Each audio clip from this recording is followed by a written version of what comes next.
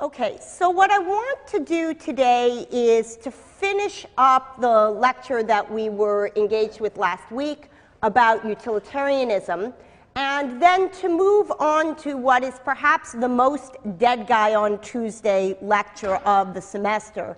That is an explanation of the philosophy of Immanuel Kant. So in order to make up for the fact that the second part of the lecture is fairly dry, we'll have a couple of clicker questions in the first part of the lecture. Okay, so as you recall from our lecture last class, John Stuart Mill, in the selections from utilitarianism that we read, says two extraordinarily famous things that serve in some ways as the heart of the utilitarian view. The first thing that he says is that he articulates what's known as the greatest happiness principle. This is a principle that's supposed to tell you what it is for an act to be morally right. And what Mill says is there's a proportionality between the rightness of the act and something that it produces. In particular, a proportionality between the rightness of the act and the amount of happiness it produces, regardless of how that happiness is distributed. In particular, he says actions are right in proportion as they tend to promote happiness. They're wrong as they tend to promote the reverse of happiness. And the happiness with which we're concerned is not the agent's own happiness, but the happiness of all concerned. The second extraordinarily famous thing that he says in the opening passages of utilitarianism is that the motive with which an act is performed is irrelevant to the act's moral worth. He says the motive has nothing to do with the morality of the action. He who saves another creature from drowning does what is morally right, whether his motive be duty or the hope of being paid for it. So we might summarize what these principles say as saying that the first one tells us that what matters for the morality of an act is the aggregate amount of happiness that it produces. And what we're concerned with here are aggregates, not individuals. We're interested in how much good is done overall, not where those pieces of good might happen to fall. And what the second principle tells us is that what the utilitarian, who is after all a consequentialist, is concerned with are consequences. They're interested in the outcome of the act, not the process by which that outcome was achieved. So the first reading that we did for last class was a selection from Mill's utilitarianism where he articulated these principles. And it's important to recognize that these get something profoundly right about what we're thinking about, I think, when we try to articulate what lies behind our moral judgments. It does seem right that what we're interested in is what the world is like after a particular action is taken. And to the extent that we're interested in what the world is like, our primary interest is not in how that state of affairs came about, but what that state of affairs is. And our primary concern, if we're taking a moral stance, is not in how much we ourselves have, but rather in how much good there is in the world overall. That said, there have been, since utilitarianism was articulated, a classic set of objections which are raised to the view, some of which we'll talk more about today, and some of which we encountered in the selection from Bernard Williams that we read last class. Now, you will all recall that Williams' discussion begins with a story of a gentleman that he calls Jim, who finds himself in a South American village that's run by a rather unsavory cowboy. And some of the citizens of that village have been protesting the unsavory cowboy's leadership.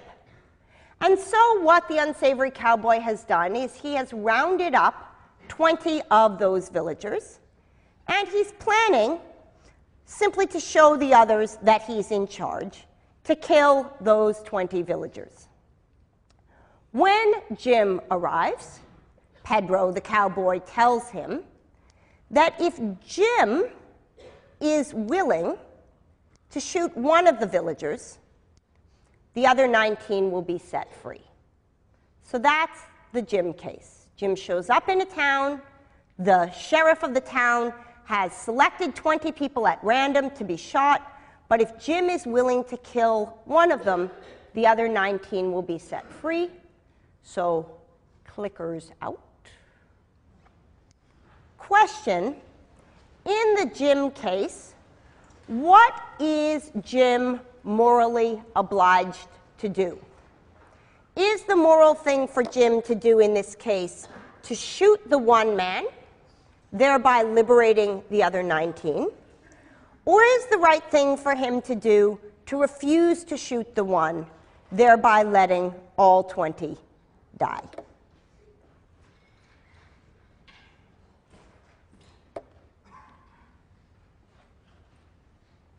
Okay, so let's see how the numbers came out. So almost 3/4 of you, actually more than 3/4 of you, think that what the morally right thing for Jim to do in this case is to shoot one man, thereby liberating the other 19. We'll have a chance next week to talk a lot more about these sorts of questions. Our reading for Thursday is a series of moral dilemmas with this structure. But what I want to ask those 77% of you who answered yes to do now is to think about whether you take what Williams says is the natural utilitarian next step.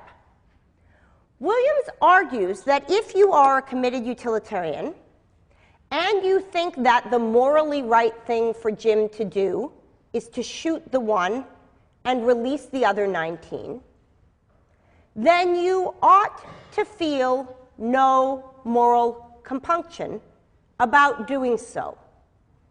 There's a clear right thing to do.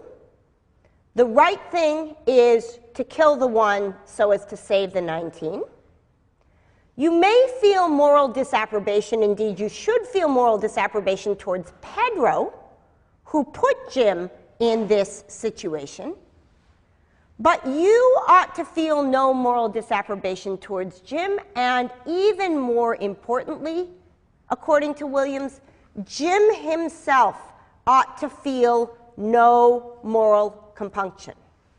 So among the 77% of you who answered that Jim did the right thing in killing the one and saving the 19, do you think that in shooting the one man, Jim ought to think of any hesitation that he feels as mere squeamishness, something that ought to be overcome?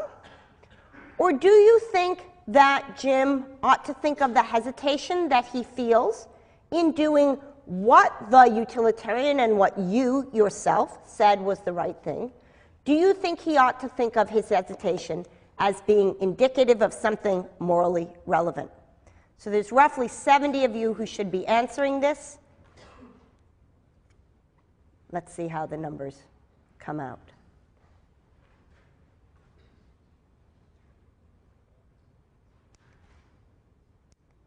Okay, so most of you take on only part of the consequentialist picture here, at least in the way that Williams understands it. Most of you think that although the right thing for Jim to do in that case is to kill the one to save the 19, it's not the case that he ought wholeheartedly to endorse that as the right thing to do. In a minute, I'm going to present to you Williams' analogy to the case of residual racism to try to help you see why someone who really has taken on board the consequentialist outlook thinks that the combination of views which most of you present, where you think the right thing to do is to kill the 1 to save the 19, but you also think the right thing to do is to feel bad about that in some way, have not fully appreciated what the utilitarian stance provides you with as a way of understanding morality. So Williams, as you know, presents us with 2 cases. The first is the case I've just given you, the case of Jim and the captive Indians. The second is a case in high 70s fashion of a man who is needing to go back to work because it's difficult to have his wife working outside of the home. I leave that to you as a period piece. But the work which George is provided in Williams' example is work in a bioweapons lab, something to which George feels moral opposition. But if George doesn't take the job in the bioweapons lab, a much more gung-ho person, somebody who's likely to advocate the use of bioweapons in all sorts of contexts, will get the job instead. So the 2 cases that Williams presents us with there have a common structure, and a common structure which we're going to see again and again in moral dilemmas. There's one act that the person can do that leads to a particular outcome, and another act that the person can do that leads to a different outcome, where the first act is worse on its surface than the second. So Jim has the possibility of shooting one person or shooting no people. Those are the choices that Jim faces. If Jim does the first act, shooting one person, then 19 people will go free. If Jim does the second act, which is not to shoot anybody at all, to refuse Pedro's bargain, then all 20 people will be shot. Likewise, George faces a choice between doing one thing, taking the job in, George faces the choice between taking the job in the biolab and not taking the job in the biolab. If George takes the job in the biolab, then the gung-ho biological weapons fellow won't get the job, and the outcome will be better.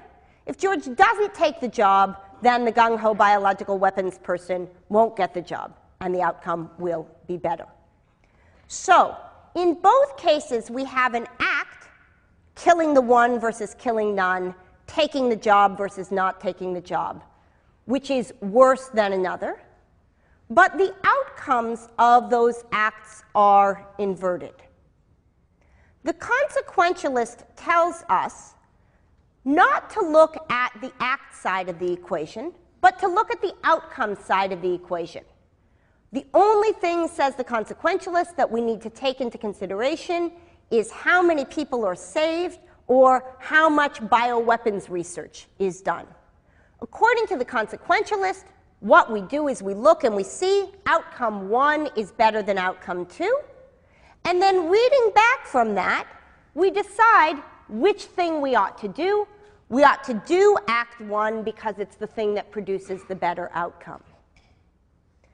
The deontologist or virtue ethicist says, not so fast. Don't jump straight to the consequence.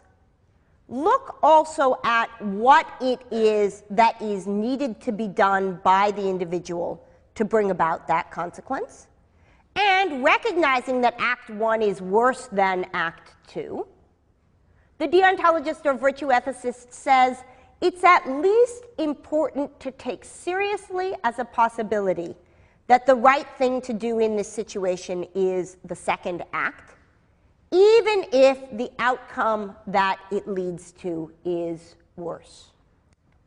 Now, what Williams points out is that if one takes seriously the first of these stances, the one where what we're looking at is the outcome and not the process which gave rise to that outcome, then any hesitation we feel towards bringing about that outcome as the result of the particular act is due to what we might call a certain kind of squeamishness. The utilitarian says, and we started with the quotes from Mill for this reason, that thinking about who does an act is morally irrelevant, just as thinking about who gets the goods is morally irrelevant. What matters, says the greatest happiness principle, is how much aggregate happiness is produced. What matters not, except insofar as it affects the amount of happiness, is who produces that happiness or where that happiness goes. So there is room on the consequentialist picture for second-order thinking about distributions of happiness. If gross inequities in the amount of happiness across a society produces itself less happiness, then we can take that into consideration in our calculus. If performing a particular kind of act produces in an individual less happiness, we can take that into consideration in our calculus. But ultimately, the only things that go into the equation in determining whether an act is morally right is the amount of happiness and not where that happiness is distributed. Now, as Epictetus pointed out, some things are up to us and some things are not up to us. And when Jim arrives in Pedro's village, one of the things that is not up to him is the fact that he faces a forced choice of the structure that Pedro has presented him with. It goes without saying that what Pedro has done is outrageous, but the structure of the situation that Jim confronts is a very simple one. Either Pedro will kill 20 people, or Jim will kill one person, and the other 19 will not die. That's what's there for Jim to be deciding on. Nonetheless, 75% of the 75% of you who thought that Jim did the right thing in that situation think that Jim ought to feel some squeamishness about carrying out that act. What Williams points out is that if one takes seriously the consequentialist picture, then perhaps the morally right thing to do is to try to cultivate in oneself moral sentiments that accord with one's moral judgments. If through rational argumentation and reflection, you come to realize of yourself that although you are committed to racial equality, although you are committed to gender equality, although you are committed to equality regardless of gender identification, you're committed to not being ageist, you're committed to not being discriminatory on the basis of physical disability, you might, as a result of having been lived in a society largely structured in ways that encode a kind of residual racism and sexism and homophobia, you might find in yourself certain sentiments that lead you instantaneously to respond in ways that run contrary to what your moral commitments tell you you ought to do. In those cases, I take it you think that there's some moral mandate upon you to try to get rid of those instinctive responses.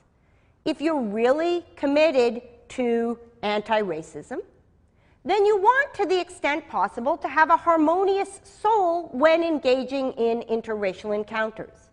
If your reason tells you that you're committed to anti-racism, you want your spirit and appetite to be in line in that way. So there are instances where morality on reflection tells us that something is right, and the consequence of that for our behavior towards ourselves is that we ought to try to cultivate in ourselves instincts that correspond to that. Williams says, the utilitarian should say, that in cases like the Jim case, Jim is like the residual racist. He knows what the right thing to do is, but he has a residual tendency to be pulled in the morally wrong direction. If you don't think that it's true that Jim ought to change his attitudes in that case, and you do think that the residual implicit racist ought to try to change her attitudes, it would be useful to try to think about what pulls those two cases apart. Okay, so that's what I want to say in closing about the utilitarianism and its critics.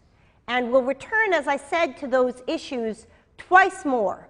Once on Thursday when we read Judy Thompson's trolley problem paper, and once next Tuesday when we look at some empirical work on that question, which suggests a naturalistic explanation for why it is that Jim feels the hesitation that he does. What I want to do now is to introduce you to the third of the main moral outlooks that we're going to consider this semester. So last lecture, we looked very carefully at consequentialist moral theories in the form of John Stuart Mill. And those are theories which locate the moral value of an act in its consequences. In the first part of the class, we spent a lot of time looking at Aristotle's virtue theory, which located the moral worth of an act in the actor. Remember, we looked at acts having moral worth only if they are done as the result of a sort of constancy of character. What we're going to look at today is the third piece of this story, of a moral view that says the morality attached to an action is not the result of what the actor is like. It's not the result of what the consequences are like. Rather, it is about the act itself. In particular, we're going to look at the deontological theory of Immanuel Kant. So, Immanuel Kant was an 18th century German philosopher who, like Plato and Aristotle, provided a comprehensive and systematic philosophical theory that to this day is taken seriously as one of the ways one might make sense of the world as a whole. Kant has theories of metaphysics, that is, what kind of stuff there is. He has theories of epistemology, that is, how we know about what kind of stuff there is. He has theories of ethics, what the right thing to do is. And he has theories of aesthetics, that is, what gives things aesthetic value. Famously, Kant articulated his views about these three major domains of philosophy in three enormous and dense books. The first, The Critique of Pure Reason, which told you about what the world is like and how we know it to be that way, which he wrote first in 1781 and then revised. The second, The Critique of Practical Reason, which is an account of the nature of morality. And the third, The Critique of Judgment, which is an account of the nature of aesthetic value. But in addition to those dense works, Kant also wrote what he took to be more popular presentations of his view. In the case of metaphysics, he wrote a book called The Prolegomena to Any Future Metaphysics. And in the case of ethics, he wrote something that he calls the grounding for the metaphysics of morals, which is, of course, the work from which we read excerpts for today. So I give you this context because I want you to know that as hard as the reading that we did from Kant was, I chose for you perhaps the easiest part of the easiest book that he wrote. So, what should you take home from Kant if you take home nothing else? if you take home nothing else from our reading of Kant, I want you to take home Kant's idea of the categorical imperative. And my goal in the remainder of lecture today is to bring you, by reading through with you the text of Kant that we had today, to a point where you will be well positioned to understand what Kant means by the categorical imperative. And depending on how the next 20 minutes go, we'll get to that either right at the end of today's lecture or right at the beginning of Thursdays. Of Thursdays. Okay, so Kant's text, the groundwork or grounding for the metaphysics of morals, begins with a very famous passage where Kant says nothing can be regarded as good without qualification except the good will. This claim should be familiar to you, O readers of Book 2 of Plato's Republic. This is the classic distinction between things that have intrinsic value and things that are merely of instrumental worth. And indeed, much in the way that Plato's Socrates does, Kant goes on to enumerate some things which fall into the other category, the category of things that are of mere instrumental utility. Among the things that cannot be regarded as good without qualification, says Kant, are talents of the mind, like intelligence and wit, qualities of temperament, like courage and perseverance, gifts of fortune, like power and riches and honor and health.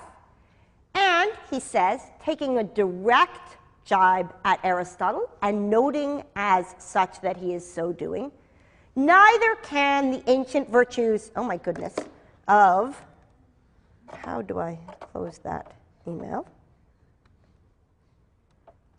Neither can the ancient virtues of moderation and self-control be considered as good in themselves.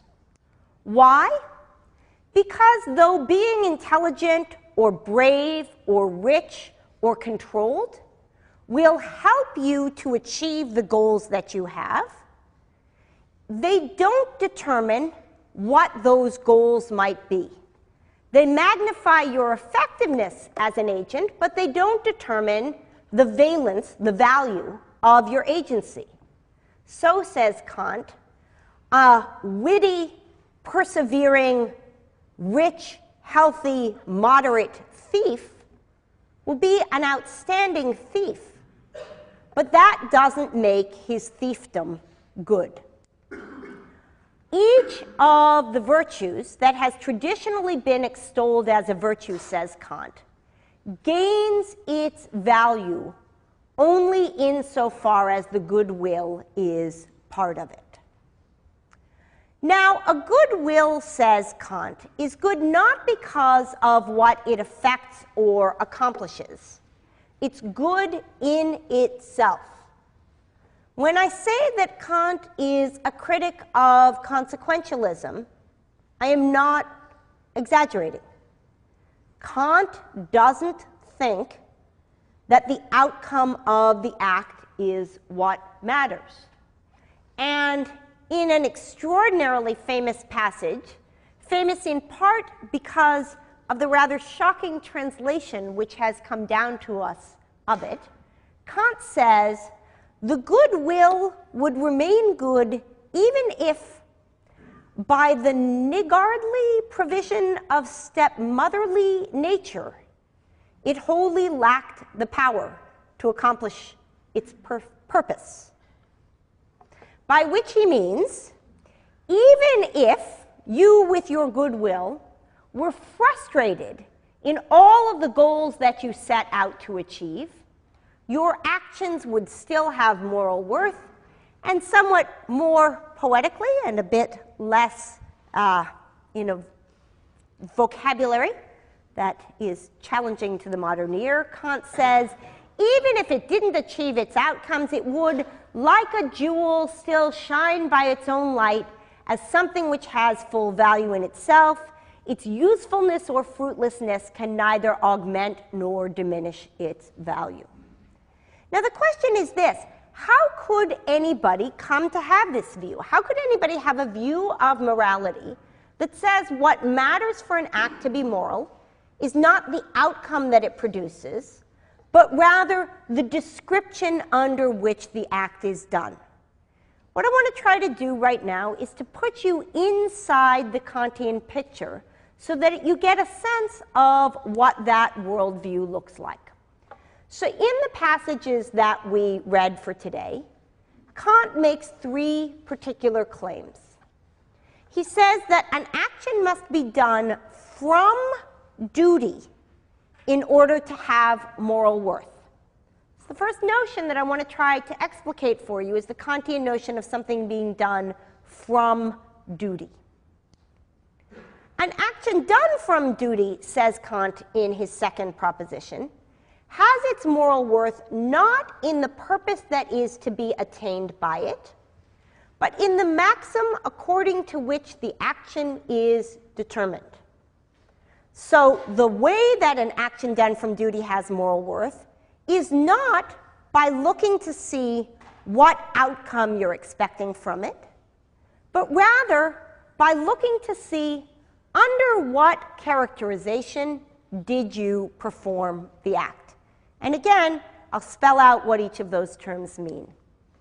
Finally, says Kant, duty, which lies at the heart of deontological moral theory, duty is the necessity of an action done out of the respect for the law. Kant believes that it is only when you subject your will to a law which you have made for yourself, that is, the moral law whose binding force upon you you have recognized, it is only in that circumstance that you are truly free. So Kant says duty is the necessity of an action done out of the respect for the law, and when you perform an action out of respect for the moral law, says Kant, then and only then do you act autonomously. Okay, so three incredibly complicated, subtle claims from Kant. Let's try getting to the bottom of what they mean. So let's start with the first claim, the claim that an act has moral worth only when it is done from duty. So Kant points out that there's three kinds of motivation that we might have in performing an act. We might do an act out of duty, we might do it out of inclination, or we might do it out of self-interest.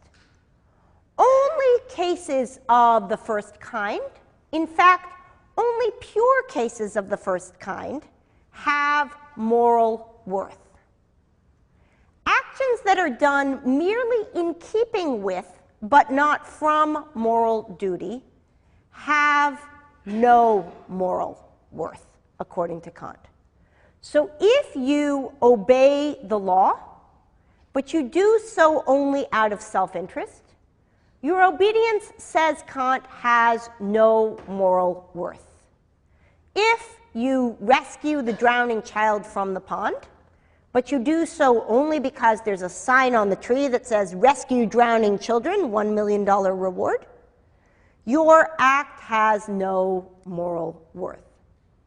So we can think about what Kant's claim amounts to and how it differs from the other ones that we've been looking at by thinking of the question space in terms of a flow chart. So we're trying to decide whether a particular action has moral worth. And the first thing we want to ask ourselves is, does the action accord with duty? If the answer to that is no, that is, if you've done something like lied, or stolen something, or murdered somebody, or allowed something terrible to happen in front of you that you could have easily, at no cost to yourself, prevented, all of the authors that we've read, unsurprisingly, say that the act has no moral worth. Oh, so did that just disappear? That was supposed to be in red on black. Is it completely invisible from the back? Oh, well, that's a pity. Okay, so what that says in red is no lying and stealing, but it's in red. I can't change it in the middle of the slides, but I'll remind you what those things say. Okay, the second question that we ask, having eliminated now from the realm of morally worthy acts those that don't accord with duty, is what motive the act was done with. So perhaps you act in a morally worthy way out of self-interest without immediate inclination. So you pay your taxes because if you don't pay your taxes, you're going to have to pay more taxes. You obey the speed limit, but only because you're afraid you might get caught. Otherwise, Mill says those acts have moral worth. Kant says, no, they don't. And again, that's supposed to be in red, but it's now invisible. Suppose that you do an act in such a way that you have an inclination that's in keeping with duty. So Kant thinks you have a duty not to commit suicide, and he considers the case where you fail to commit suicide because you're happy. Kant thinks you need to be loyal to your life partner, but he says there's no moral worth to remaining loyal to your life partner while you are in love. There's no moral worth, says Kant, to acting kindly towards somebody when you feel sympathy towards them. Because in those cases, though your act is in keeping with what morality demands, it's not done because it is the right thing to do. You are doing it because your inclination happens to line up with what morality demands of you. Now, Aristotle, of course, took this situation to be the one in which moral worth is paradigmatically expressed. But Kant thinks that in such cases, you cannot tell that an act was done from the moral law. All you can see is that it was done in keeping with the moral law. It corresponds to what the moral law demands. But we can't see from that that the motive was duty. It's only in the third case, the case where you act from duty without any inclination and without any self-interest, that Kant thinks the moral worth of an action can be seen. If you preserve your life when you feel the inclination to do otherwise, if you act kindly in situations where there's no reward for you and you feel no sympathy, in those cases, says Kant, we can see that the act was done not merely in keeping with, but from the moral law. This isn't to say that Kant doesn't think a life lived in the way that Aristotle's suggested life is lived is a badly lived life. Cases where your inclination happens to line up with duty helpfully keep you out of this box of doing the wrong thing. But they don't allow you to test your character and see of yourself that the motivation that you have for doing the right thing is to conform to what the moral law demands of you. So with that understanding of what it is to act from duty in mind, we're now in a position to make sense of Kant's second claim in our reading for today. That an action done from duty has its moral worth not in the purpose that's to be attained by it, but in the maxim according to which the action is determined. So remember, we've learned that an action done from duty is one that you do in conformity with what morality demands, because that is what morality demands.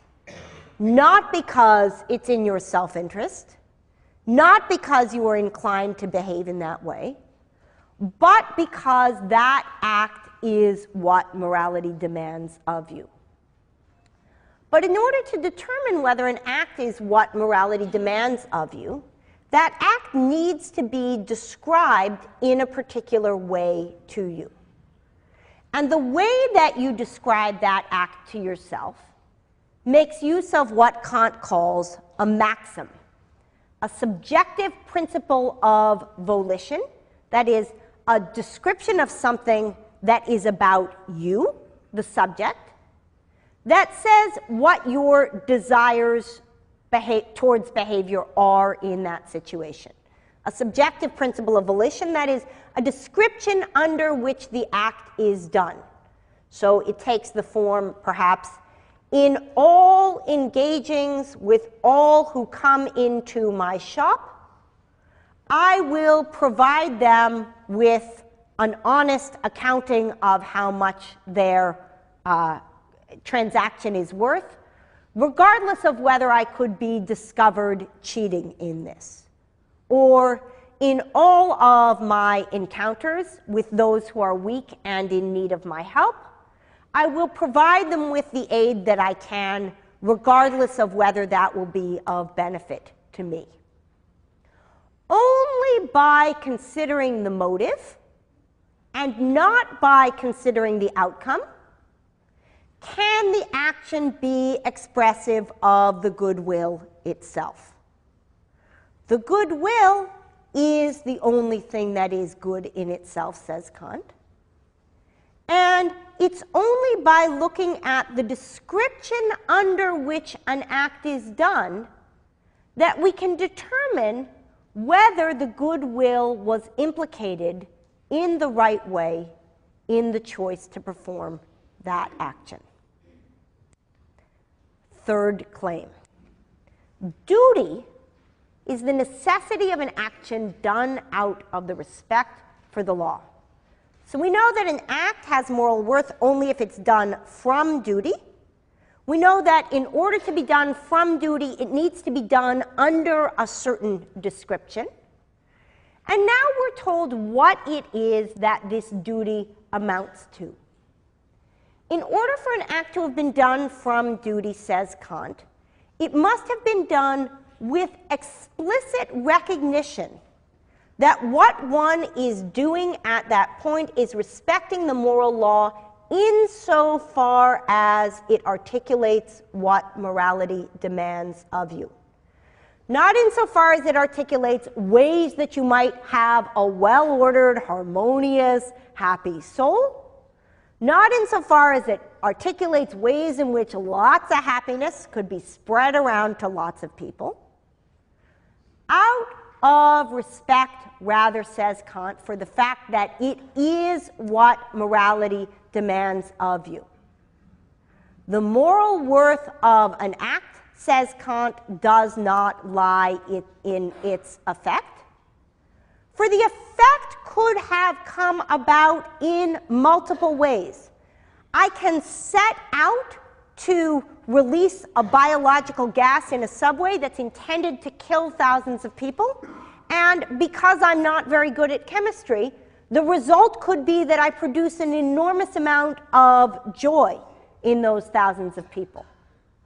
The effect can come about in lots of ways. Kant says Mill would have to say that in releasing that gas, I have done something with moral worth. Kant says no. What matters is the description under which the act is done, and in particular that description be that one have respect for the law itself. So, I told you I was going to get you to the point of the categorical imperative, and I'm going to end lecture today by bringing you right up to that point, and then next class we'll talk about it in more detail. So the question is this, right? This is a pressing, exciting question in Kant. All right, I realize that we're in the in Kant part of things, but this is really exciting. What sort of law, says Kant, he even puts a but to get you sort of excited, but he says, cliffhanger, what sort of law can that be, the thought of which must determine the will without reference to any expected effect, so that the will can be called absolutely good without qualification? It's so exciting. We're finding something that's going to make us genuinely autonomous and free and moral. Well, remember, it can't be anything particular. It can't be anything specific about the world or its outcomes. What can it be? It can be the will's universal conformity of its actions to law as such. That is, what makes the law binding is the fact that it is recognized by all rational agents as binding. In particular, it takes the form of what Kant calls the categorical imperative. And here's the formulation of the categorical imperative that we got in our reading for today. Never act except in such a way that I can also will that my maxim should become a universal law. Never do anything that you couldn't will everybody else to do at the same time. And we'll begin next lecture with the example that Kant uses to illustrate this, namely the lying promise, talk a little bit more about various formulations of the categorical imperative, and then move to Judy Thompson's trolley problem paper.